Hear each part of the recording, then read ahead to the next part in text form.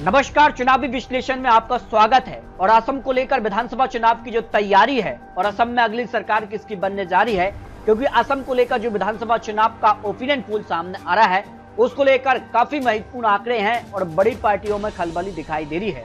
तो असम में आज विधानसभा चुनाव होते हैं, अगली सरकार किसकी बन सकती है, इसको लेकर महत्वपूर्ण आंकड़े सामने आ चुके हैं। क्योंकि बात की जाए 2026 में तो सबसे पहले यहाँ पर असम में ही विधानसभा चुनाव होंगे या भारतीय जनता पार्टी गठबंधन में सरकार में है, और क्या यहाँ पर वापसी जो है कांग्रेस और यहाँ पर जो अन्य विपक्षी दल है वो क्या वापसी करेगा, क्योंकि हेमंत बिश्व शर्मा यहाँ के मुख्यमंत्री हैं।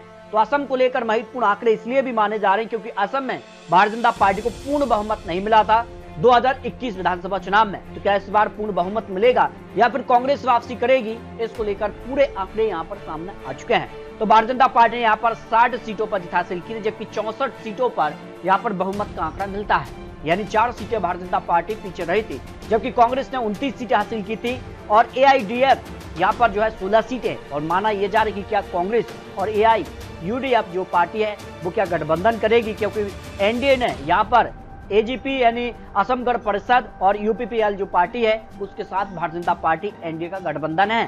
तो इस बार क्या कुछ आंकड़ा बन सकता है।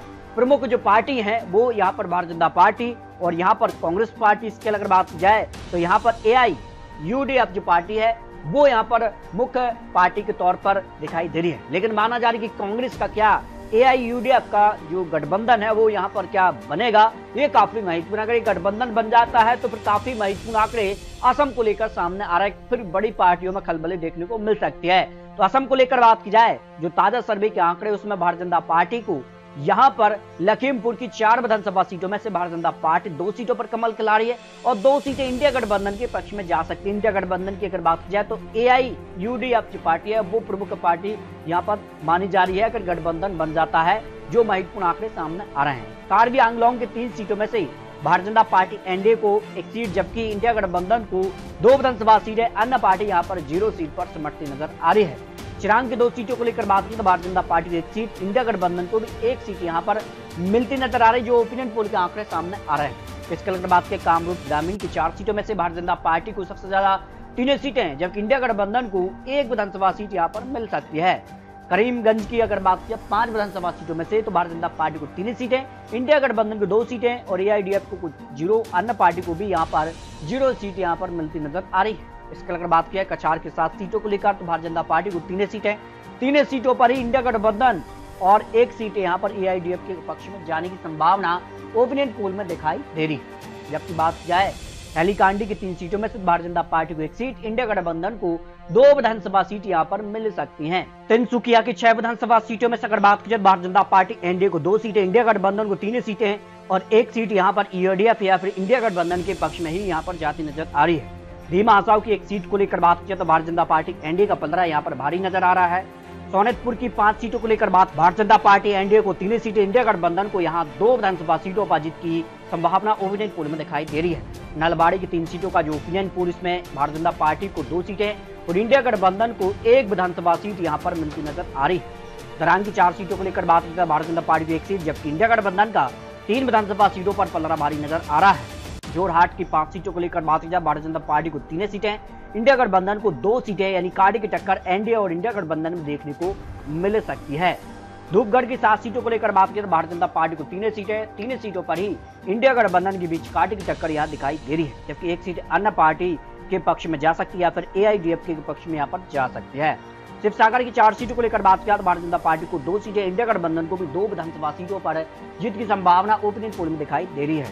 बक्सा की 3 सीटों को लेकर बात किया भारतीय जनता पार्टी को 2 सीटें, इंडिया गठबंधन को 1 सीट और AIDF के पक्ष में यहाँ 0 सीट, अन्य पार्टी को भी यहाँ पर 0 सीट यहाँ पर मिलती नजर आ रही है। इसके अगर बात किया कामरूप मेट्रो की 6 विधानसभा सीटों को लेकर तो यहाँ पर सीधे तौर पर भारतीय जनता पार्टी को 3 सीटें, इंडिया गठबंधन को 2 सीटें और अन्य पार्टी को यहाँ पर 1 विधानसभा सीट मिलती नजर आ रही है। जबकि बात की जाए मोहरीगांव की 3 सीटों को लेकर तो भारतीय जनता पार्टी को 2 सीटें मिल सकती हैं, 1 सीट पर इंडिया गठबंधन को जीत की संभावना ओपिनियन पोल में दिखाई दे रही है।